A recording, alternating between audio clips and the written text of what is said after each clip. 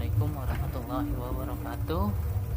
Perkenalkan, nama saya S. Umar Khalid dari kelas 04 TPLP 001. Di sini saya ingin membahas dan mempresentasikan materi pertemuan 1 hingga pertemuan 7. Teori dasar jaringan dan IP address.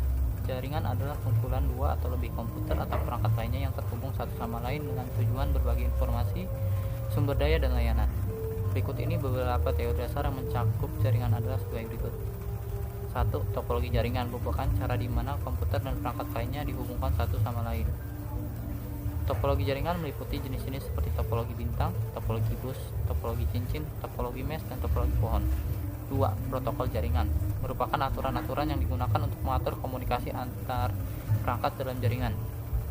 Protokol jaringan meliputi TCP, IP, FTP, HTTP, dan lain-lain. 3. Model OSI, Open System Interconnection, merupakan model referensi yang digunakan untuk menggambarkan hubungan antara perangkat keras dan perangkat lunak dalam jaringan. Model ini terdiri dari 7 lapisan yang mencakup lapisan fisik, lapisan data link, lapisan jaringan, lapisan transport, lapisan sesi, lapisan presentasi, dan lapisan aplikasi. Addressing dan naming. Setiap perangkat dalam jaringan harus memiliki alamat unik dapat dikenali oleh perangkat lainnya. Addressing dan naming meliputi teknologi seperti IP address, MAC address, dan DNS. 5. Keamanan jaringan meliputi teknologi dan prosedur untuk melindungi jaringan dari ancaman seperti virus, malware, hacking, dan akses yang tidak sah. 6. Jaringan nirkabel merupakan jaringan yang menggunakan teknologi wireless untuk menghubungkan perangkat. Teknologi ini meliputi Wi-Fi, Bluetooth, dan teknologi nirkabel lainnya. Teori dasar IP address. IP address adalah alamat unik yang diberikan pada setiap perangkat yang terhubung ke internet. IP address terdiri dari 4 angka desimal yang dipisahkan oleh tanda titik. Jenis IP address. Terdapat 2 jenis IP address, yaitu IP versi 4 dan IP versi 6. IP versi 4 terdiri dari 32 bit, sedangkan IP versi 6 terdiri dari 128 bit. IP versi 4 adalah jenis IP address yang umum digunakan saat ini, namun karena semakin banyaknya perangkat yang terhubung ke internet, maka IP versi 6 mulai diperkenalkan untuk mengatasi keterbatasan jumlah alamat IP versi 4. Pembagian IP address. IP address dibagi ke dalam beberapa kelas, yaitu kelas A, kelas B, kelas C, kelas D, dan kelas E. Setiap kelas memiliki rentang alamat IP address yang berbeda-beda. Berikut ini adalah tabel kelas IP. Ada kelas A, kelas B, dan kelas C. Untuk kelas A, bit pertamanya 0, panjang net ID-nya 8 bit, panjang host ID-nya 24 bit, bit pertamanya 0 hingga 127, IP pengecualiannya 0 dan 127, jumlah IP-nya 16.777.204.000. Subnet masknya 255.0.0.0, IP privatnya 10.0.0.0 sampai dengan 10.255.255.255. Untuk IP publiknya di luar dari IP privat.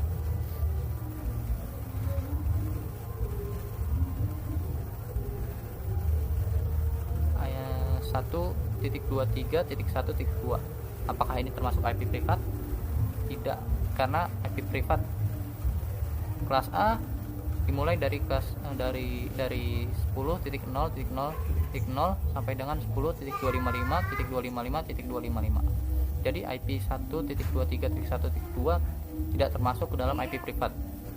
Kelas B, bit pertamanya 10, panjang net ID-nya 16 bit, panjang host ID-nya 16 bit, bit pertamanya 128.191, IP pengecualiannya tidak ada, jumlah IP-nya 65.534, subnet masknya 255.255.0.0, IP privatnya dimulai dari 172.0.172.16.0.0 sampai dengan 172.31.255.255. IP publiknya di luar dari IP privat. IP 172.16.1.2 apakah termasuk ke dalam IP privat? Ya, karena IP privat dimulai dari 172.16.0.0 sampai dengan 172.31.255.255. Jadi IP 172.16.1.2 termasuk dalam IP privat. Untuk kelas C, bit pertamanya 110, panjang net ID-nya 24 bit, panjang host ID-nya 8 bit, bit pertamanya 192 hingga 223, IP pengecualiannya tidak ada, jumlah IP-nya 254, subnet masknya 255.255.255.0, privatnya 192.168.0.0 sampai dengan 192.168.255.255. IP publiknya di luar dari IP privat. IP 192.168.100.23 apakah termasuk dalam IP privat? Ya, karena 192.168.100.23 termasuk dalam IP privat 192.168.0.0 sampai dengan 192.168.255.255. Berikut ini adalah hasil praktik teman satu saya. Salah satu contohnya, IP networknya 10.60.10.2/16. Untuk menentukan apakah alamat IP tersebut privat atau publik, dapat menggunakan rank alamat IP yang telah ditentukan. IP privat rank IP privat yang umum digunakan adalah sebagai berikut: 10.0.0.0/108, 172.16.0.0/112, 192.108.0.0/16. Dari ketiga rank tersebut dapat dilihat bahwa alamat IP 10.60.10.2 masuk ke dalam rank IP privat, sehingga dapat dikatakan bahwa alamat IP tersebut adalah alamat IP privat. IP class berdasarkan network prefix yang sudah didapatkan, dapat dilihat bahwa network tersebut masuk ke dalam kelas A.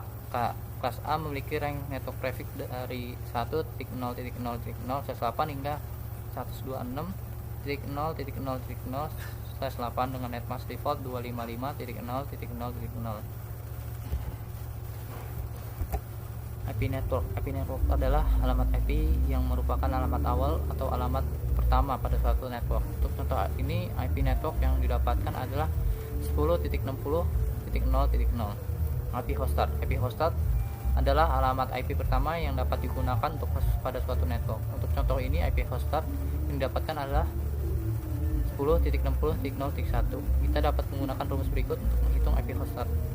IP hoststart sama dengan alamat IP network ke 1. Dalam hal ini, alamat IP network adalah 10.60.0.0, sehingga IP hoststart 10.60.0.0 tambah 1 sama dengan 10.60.0.1. Oleh karena itu, IP hoststart pada network dengan alamat IP 10.60.10.2/25 adalah 10.60.0.1. IP host N. IP host N adalah alamat IP terakhir yang dapat digunakan untuk host pada suatu network. Untuk contoh ini, IP host N yang didapatkan adalah 10.60.255.254. Untuk menghitung IP host N, pertama-tama kita perlu menentukan jumlah total host yang tersedia pada network dengan cara menghitung jumlah host tersebut ke IP host start untuk mendapatkan IP host N.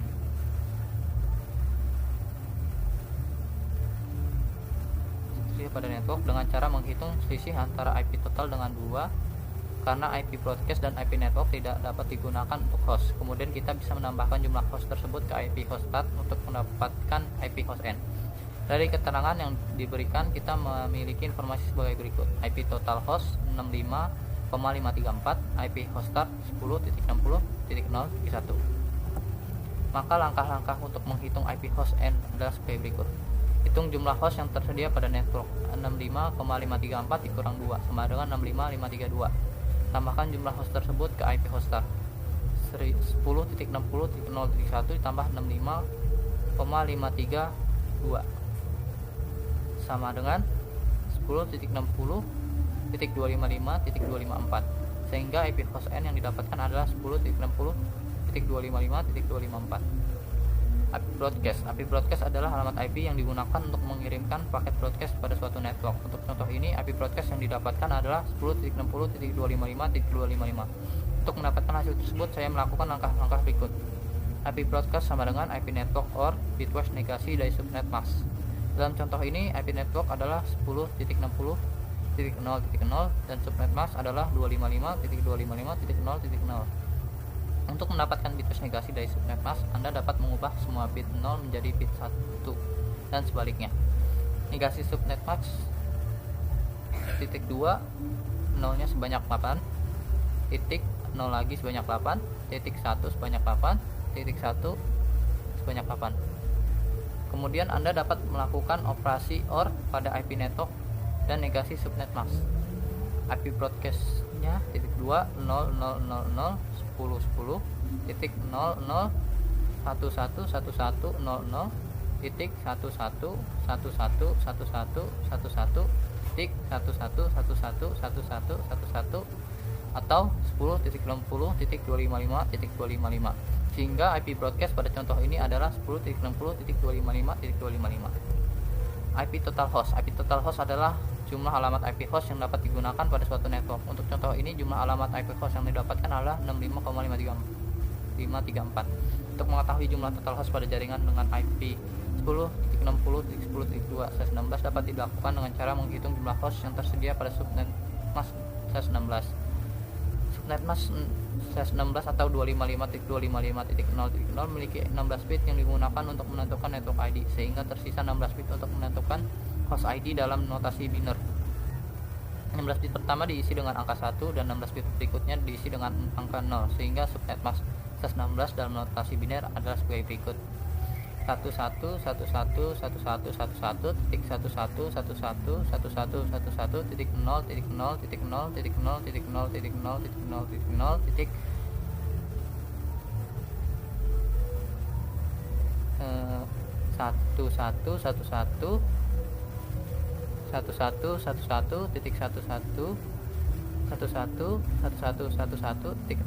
11.0.0.0.0.0.0.0.0.0.0.0.0.0.0.0.0.0.0.0.0.0.0.0. Dari subnet mask tersebut dapat diketahui bahwa terdapat 16 bit yang digunakan untuk menentukan host ID. Dalam 16 bit tersebut dapat ditempatkan dua pangkat 16 host atau 65.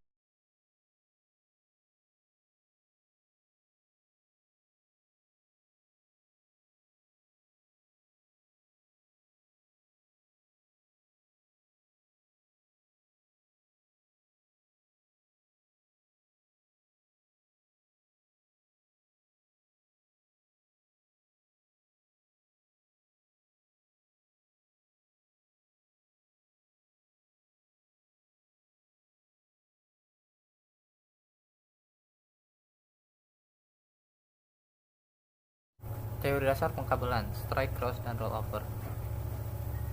1. Pengkabelan jaringan komputer. Pengkabelan jaringan komputer adalah proses menghubungkan perangkat jaringan dengan menggunakan kabel untuk membentuk jaringan komputer yang dapat digunakan untuk berkomunikasi dan berbagi sumber daya. 2. Jenis-jenis kabel jaringan komputer. A. Kabel koaksial. Kabel koaksial memiliki inti tembaga yang dilapisi dengan isolator dan lapisan penutup untuk melindungi sinyal dari gangguan. Kabel koaksial digunakan untuk jaringan kabel televisi dan juga untuk jaringan komputer. B. Kabel UTP. Kabel UTP adalah kabel yang paling umum digunakan untuk pengkabelan jaringan komputer. Kabel UTP terdiri dari sepasang kabel tembaga yang diisolasi dan dipilih untuk mengurangi interferensi dan noise. Kabel UTP tersedia dalam beberapa kategori seperti Cat5e, Cat6, dan Cat7. Kabel STP. Kabel STP mirip dengan kabel UTP namun memiliki lapisan penutup tambahan untuk melindungi sinyal dari interferensi elektromagnetik dan radio frekuensi. Kabel STP sering digunakan untuk jaringan yang membutuhkan keamanan tambahan seperti jaringan perbankan dan militer. D. Kabel serat optik. Kabel serat optik digunakan untuk jaringan dengan jarak jauh dan kecepatan tinggi. Kabel serat optik terdiri dari serat kaca atau plastik yang mengirimkan sinyal melalui sinar cahaya. Kabel serat optik memiliki kapasitas bandwidth yang lebih tinggi dan keamanan yang lebih baik daripada kabel tembaga. Kabel-kabel jaringan tersebut digunakan dalam berbagai macam aplikasi, tergantung pada kebutuhan spesifik jaringan yang akan dibangun. Pemilihan jenis kabel yang tepat sangat penting dalam memastikan kecepatan, keandalan, dan keamanan jaringan. Berikut ini adalah alat dan bahan yang akan digunakan pada saat praktik. 1. Konektor RJ45, 2. LAN testing, 3. crimping tools, 4. Kabel UTP. Langkah-langkah membuat kabel strike. 1. Siapkan bahan dan alat yang dibutuhkan seperti kabel UTP RJ45, konektor, gunting, dan tang. 2. Potong ujung kabel UTP secara rata dan lurus menggunakan gunting, sehingga ujung-ujung kabel berada pada posisi yang sama. 3. Pisahkan dan urutkan kabel-kabel pada ujung kabel UTP menggunakan standar pengkabelan di T568B atau T568A. 4. Masukkan ujung kabel ke dalam RJ45 konektor sesuai dengan urutan kabel pada standar pengkabelan yang telah dipilih. Pastikan kabel-kabel sudah masuk ke dalam konektor hingga ujungnya menyentuh bagian belakang konektor. 5. Tekan kabel dengan menggunakan tang hingga RJ45 konektor menempel erat pada kabel. 6. Ulangi langkah-langkah tersebut pada ujung kabel UTP yang satunya sehingga Anda memiliki dua ujung kabel UTP yang telah dipasangi RJ45 konektor. 7. Tes kabel strike yang telah dibuat dengan menggunakan alat tes kabel untuk memastikan koneksi kabel berfungsi dengan baik. Urutan kabel strike. Kabel A putih oranye, putih hijau biru, putih biru hijau, putih coklat coklat. Begitupun juga dengan kabel B. Putih oranye, putih hijau biru hijau, putih coklat coklat. Ini adalah hasil dari praktik yang saya lakukan. Langkah-langkah membuat kabel cross. 1. Siapkan bahan dan alat yang dibutuhkan seperti kabel UTP, RJ45 konektor, gunting dan tang. 2. Potong ujung kabel UTP secara rata dan lurus menggunakan gunting sehingga ujung-ujung kabel berada pada posisi yang sama. 3. Pisahkan dan luruskan kabel-kabel pada ujung kabel UTP menggunakan standar pengabelan TIA atau EIA 568A dan TIA EIA 568B.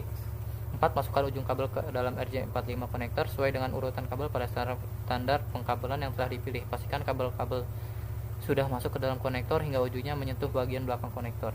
5. Tekan kabel dengan menggunakan tang hingga RJ45 konektor menempel erat pada kabel. 6. Lanjut.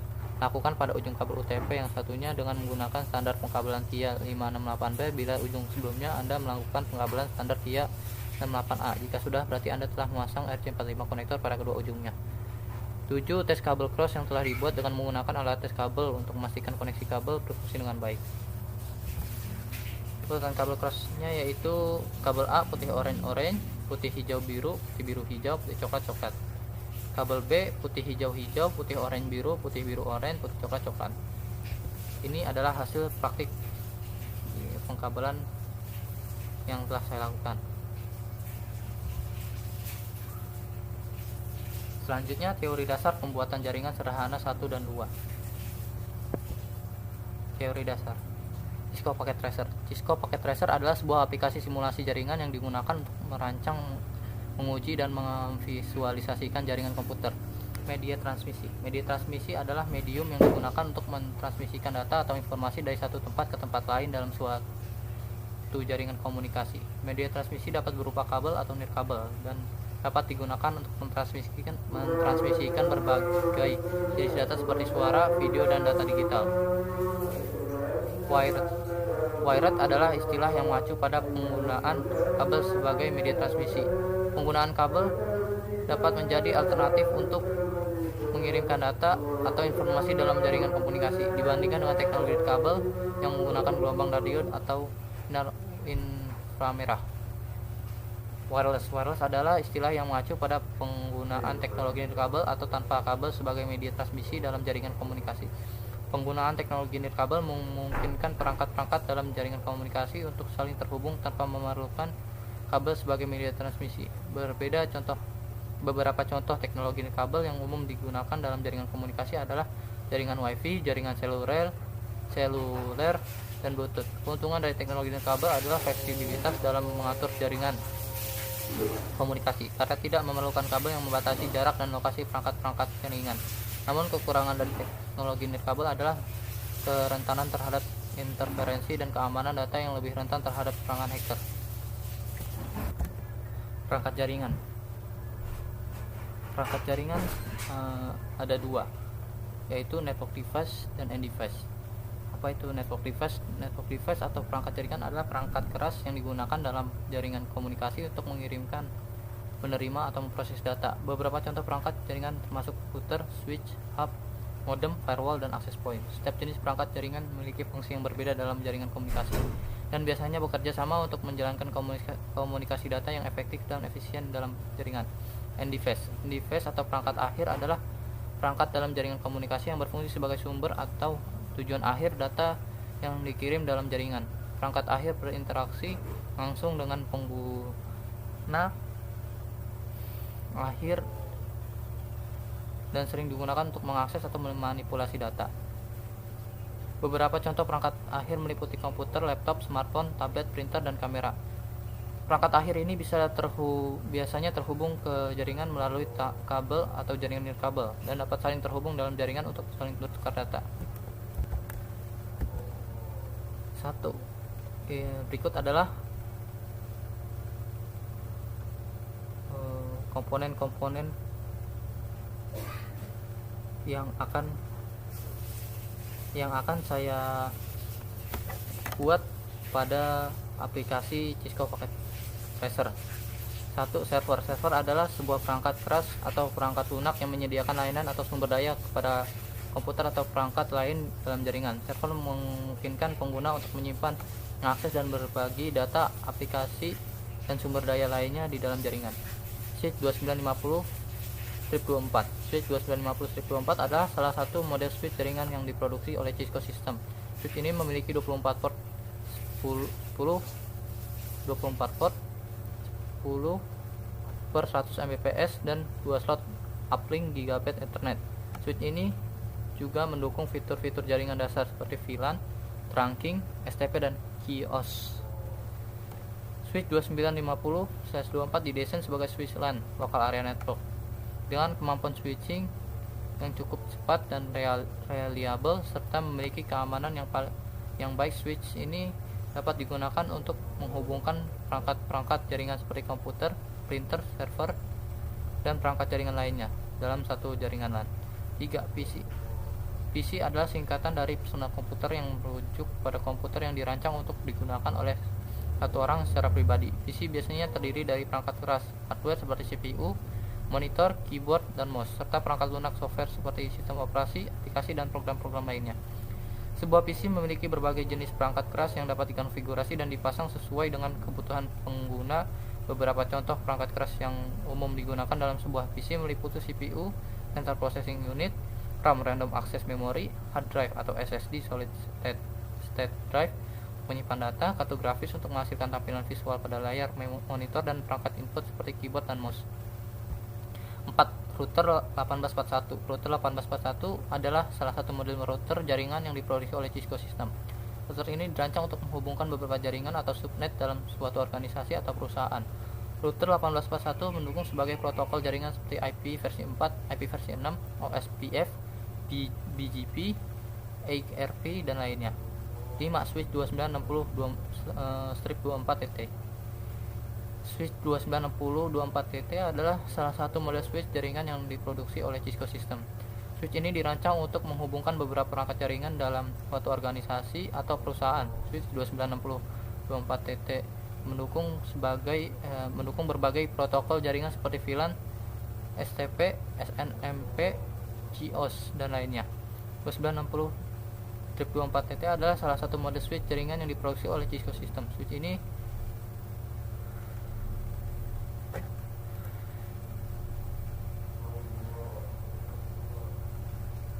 Router 2901. Router 2901 adalah salah satu model router jaringan yang diproduksi oleh Cisco System. Router ini merupakan bagian dari Cisco ISR G2 Integrated Services Router generasi 2 yang dirancang untuk menghubungkan beberapa jaringan atau subnet dalam suatu organisasi atau perusahaan. Router 2901 mendukung berbagai protokol jaringan seperti IP versi 4, IP versi 6, OSPF, BGP, XRP, dan lainnya. Meraki MX65W Security Appliance. Meraki MX65W adalah sebuah security appliance yang diproduksi oleh Cisco Meraki. Security appliance ini berfungsi untuk melindungi jaringan dari serangan dan ancaman yang tidak diinginkan. MX65W dilengkapi dengan fitur-fitur keamanan seperti firewall, intrusion prevention, dan antivirus yang terintegrasi dengan platform cloud-based Meraki Dashboard. Ini adalah foto hasil dari praktik pembuatan jaringan sederhana 1 pada studi kasus 1, dan ini foto hasil praktik pembuatan jaringan sederhana 1 pada studi kasus 2. Pada studi kasus 1 ini saya membuat topologi star, di mana saya membuat server di bagian atas, switch bagian tengah, dan di bagian bawah saya membuat PC 0, router, dan PC lagi. End device-nya yaitu server, PC 0, dan PC 1. Sedangkan network device-nya yaitu switch dan router. Pada studi kasus 1 ini saya menggunakan kabel strike karena kabel strike berfungsi untuk menghubungkan dua perangkat yang berbeda. Selanjutnya kita pindah ke studi kasus 2. Pada studi kasus 2 ini saya membuat topologi extended star. Kenapa extended star? Karena dalam topologi extended star terdapat satu switch yang menghubungkan beberapa perangkat jaringan seperti PC, server, dan router yang terhubung ke jaringan internet atau jaringan lainnya.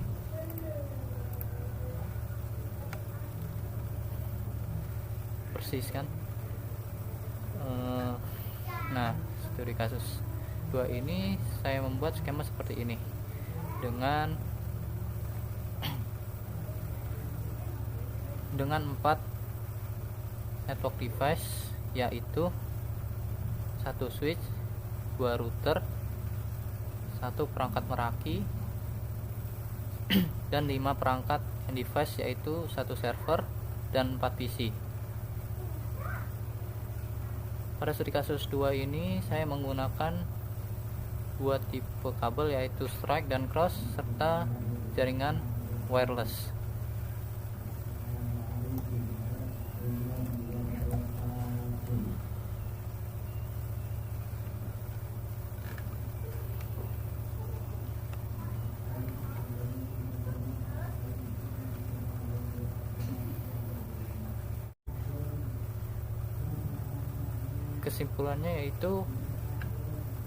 Kesimpulan pada pertemuan ini yaitu: 1. Pemilihan topologi jaringan yang tepat sangat penting untuk memastikan ketersediaan jaringan yang tinggi, efisiensi koneksi, dan keamanan jaringan. 2. Pemilihan perangkat jaringan yang tepat juga sangat penting, tergantung pada kebutuhan dan skala jaringan yang akan dibangun.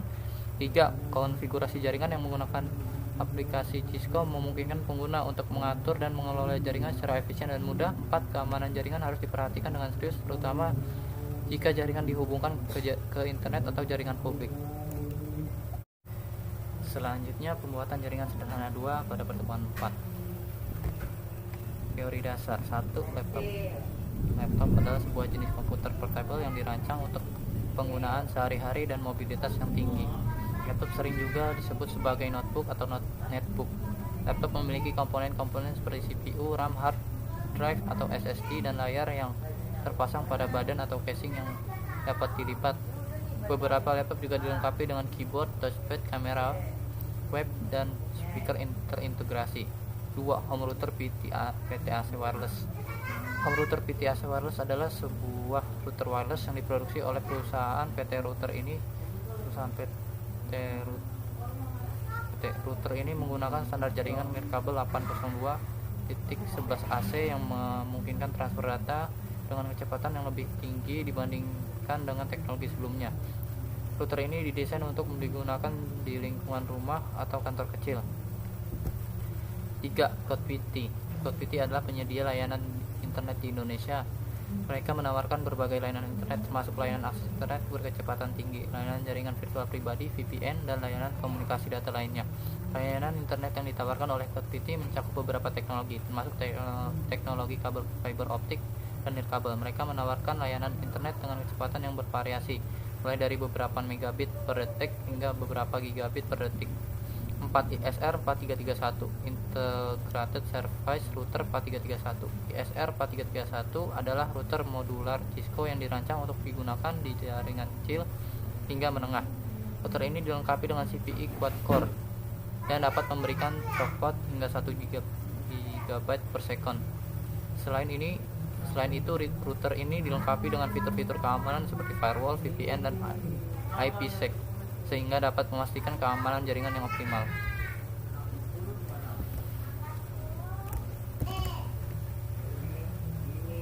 Skema yang saya buat pada jaringan ini terdiri dari 3 server, 6 laptop, 8 PC, 3 switch, 1 access point, 1 router. Ketiga server ini yaitu file server, web app server, dan database server. File server ini berfungsi sebagai pusat penyimpanan dan berbagi file di dalam jaringan komputer. Web aplikasi server adalah perangkat lunak yang dirancang untuk menjalankan dan mengolah aplikasi web yang kompleks, memiliki fungsi sebagai berikut: A. Melayani aplikasi web. B. Mengelola sesi pengguna. C. Menangani permintaan database. D. Keamanan.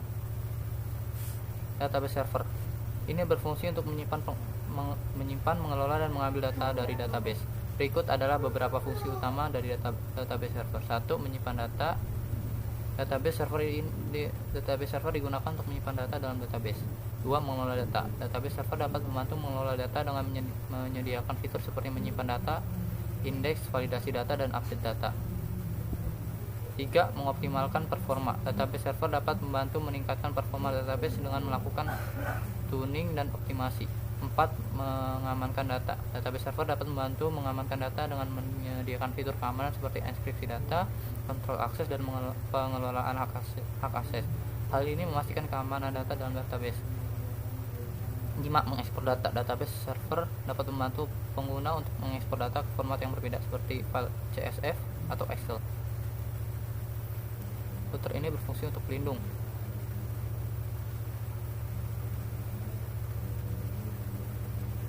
3 switch menghubungkan ketiga server, menghubungkan ke akses point di lantai 2, dan menghubungkan jaringan internal ke 8 perangkat end device personal komputer yang ada pada lantai 1, dan juga menghubungkan ke ketiga server tersebut. Oke, selanjutnya kita buka aplikasi Cisco lagi. Nah, ini dia.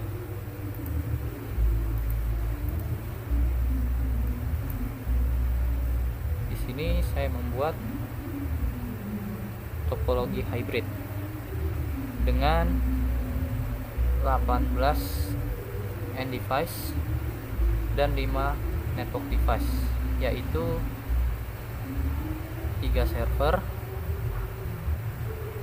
kemudian 6 laptop, 8 PC,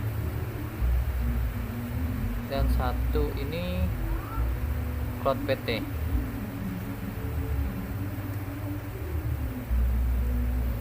Lalu yang network device-nya 2 router, ya 2 router dan 3 switch. Pada praktek ini kita melakukan konfigurasi. Yang pertama di router 1 atau R1 ini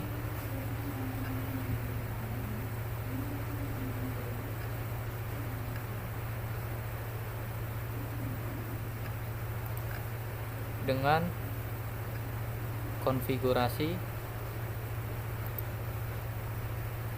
seperti ini. Yang pertama ketik enable, yang kedua configure terminal, yang ketiga hostname R1, yang keempat interface gigabit ethernet 0/0/0, yang kelima IP address 103.176.79.214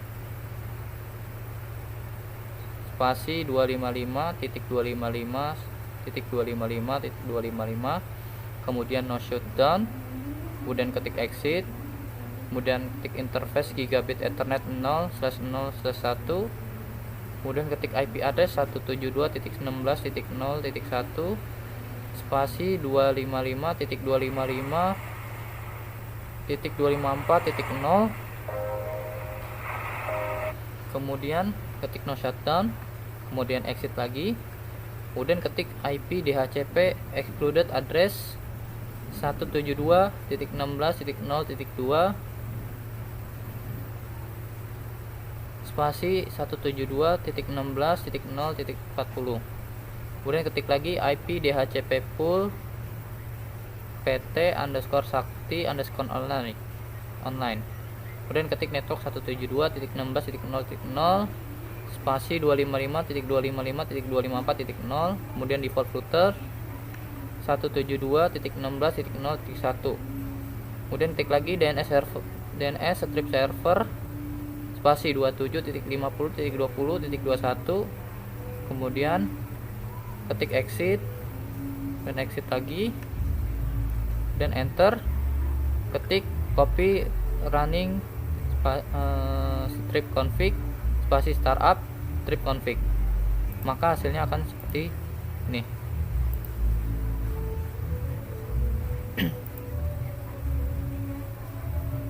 Seperti ini.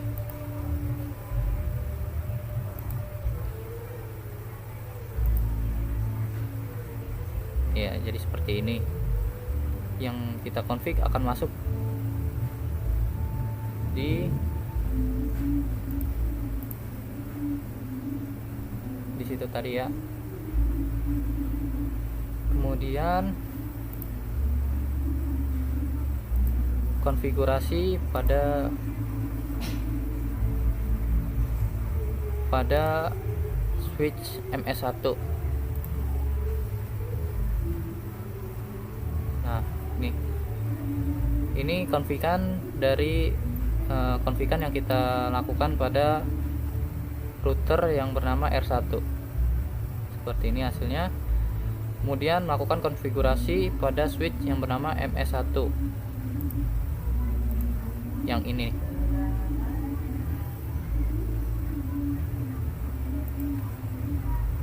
Proses konfigurasinya seperti ini.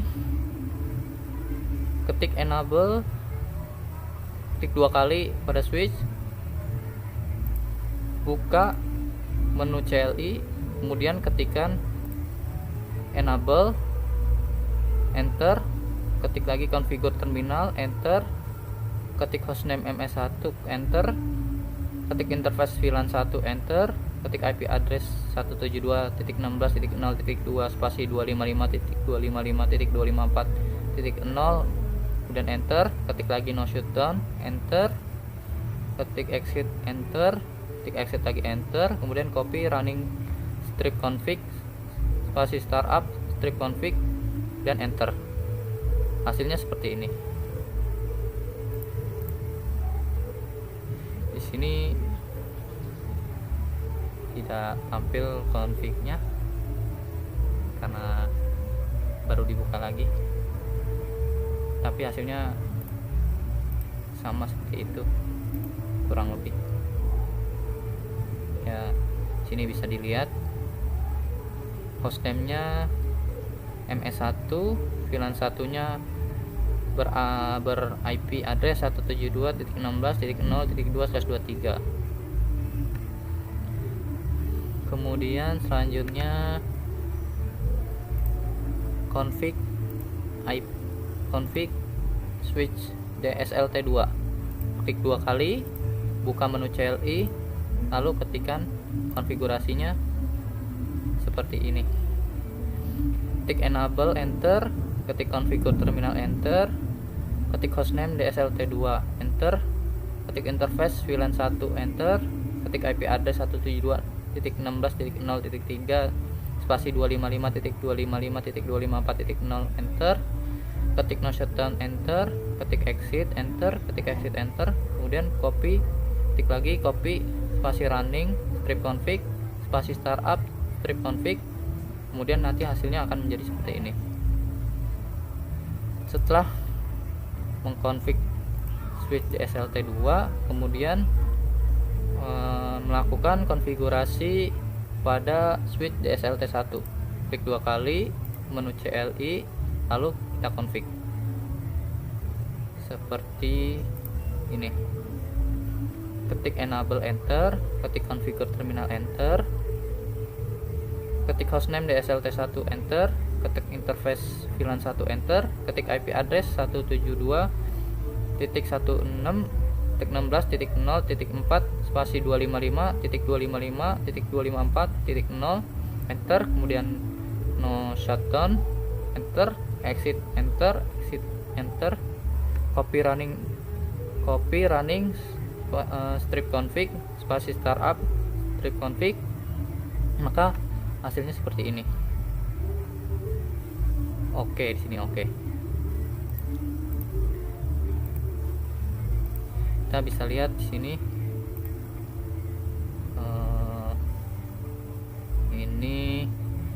VLAN 1, hostname-nya DSLT2 dengan IP 172.16.0.3/23. Nah, kalau yang ini kan tadi namanya hostname MS1 dengan IP 172.16.0.2/23.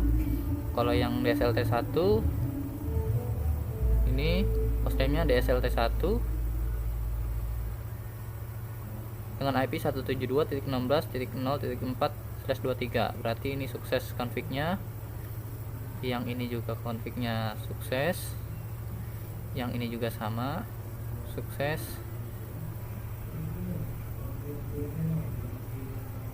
Yang ini juga sama, sukses dengan IP address di gigabyte Ethernet 0/0/0/0/0 dengan IP address 103.1.179.214/30 dan gigabit Ethernet 0/0/1 dengan 172 IP address 172.16.0.1/23. Kemudian jika sudah pengkonfigan DSLT1, selanjutnya pengkonfigurasian access point. Klik access point 2 kali, kemudian masukkan ke GUI, kemudian disable, kemudian masukkan IP 172.16.0.5, kemudian save setting.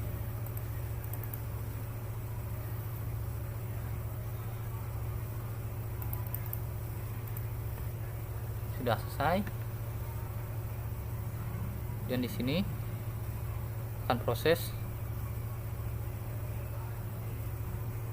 Jika tidak ingin lama prosesnya, pencet saja ini, maka akan hijau. Kemudian kita cek. Nah, proses config pada access point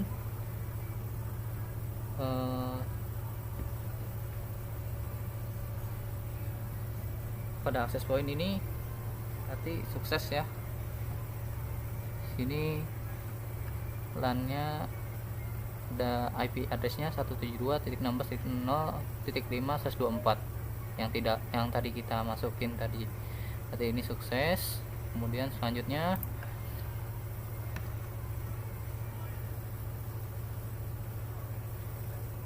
kita konfigurasi file server di sini.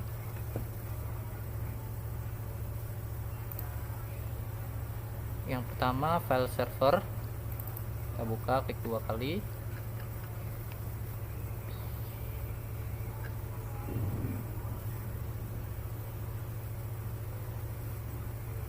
kemudian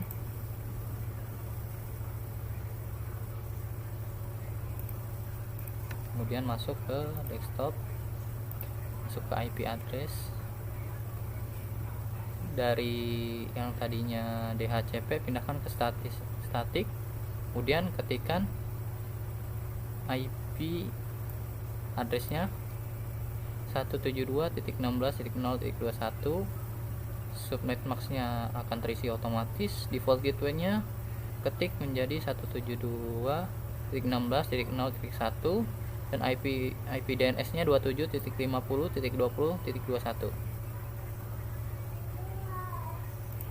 Kemudian selanjutnya buka yang web app server, sama seperti tadi, klik 2 kali, pilih menu desktop, IP konfigurasi, tik IP address 172.16.0.22, subnet maxnya terisi otomatis.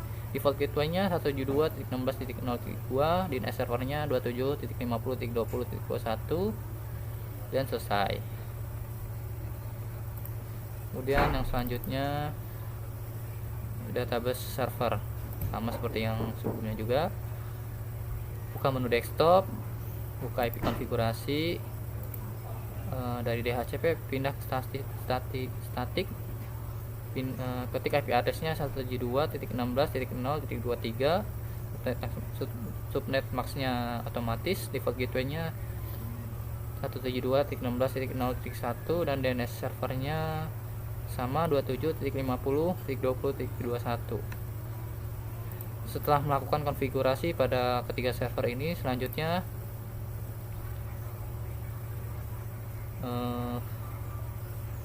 yang di web app server kita buka lagi, buka menu service, kemudian HTTP nya diklik, kemudian bagian sini di on kan dua-duanya.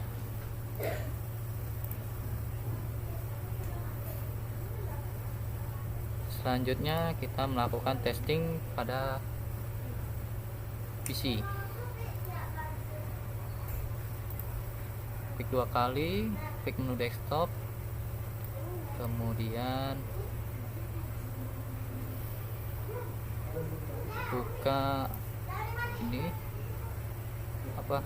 command prompt, kemudian lakukan proses pengepingan dengan cara mengetik ping 172.16.0.22.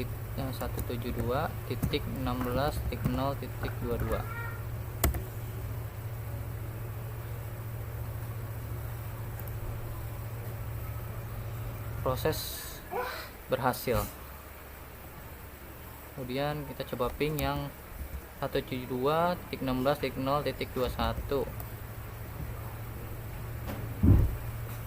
Di sini berhasil juga. Kemudian kita coba ping yang 172.16.0.23.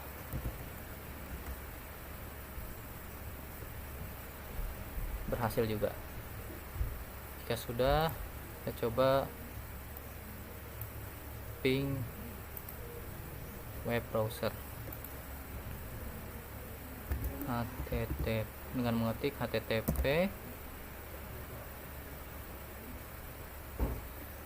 2/172.16.0.22,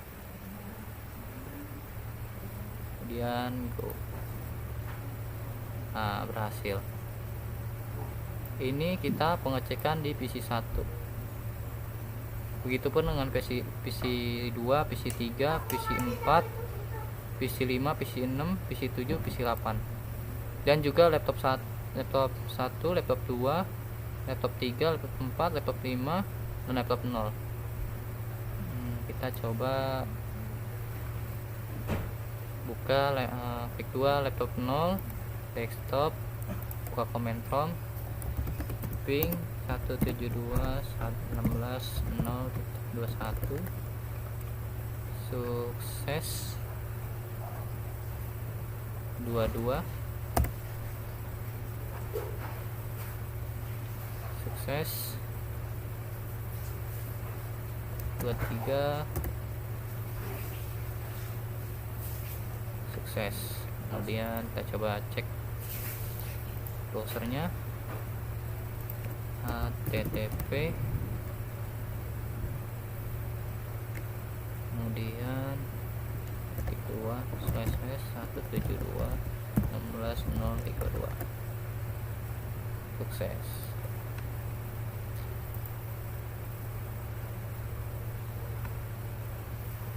Oke.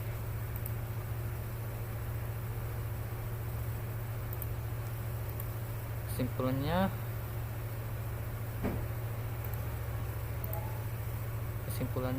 sama.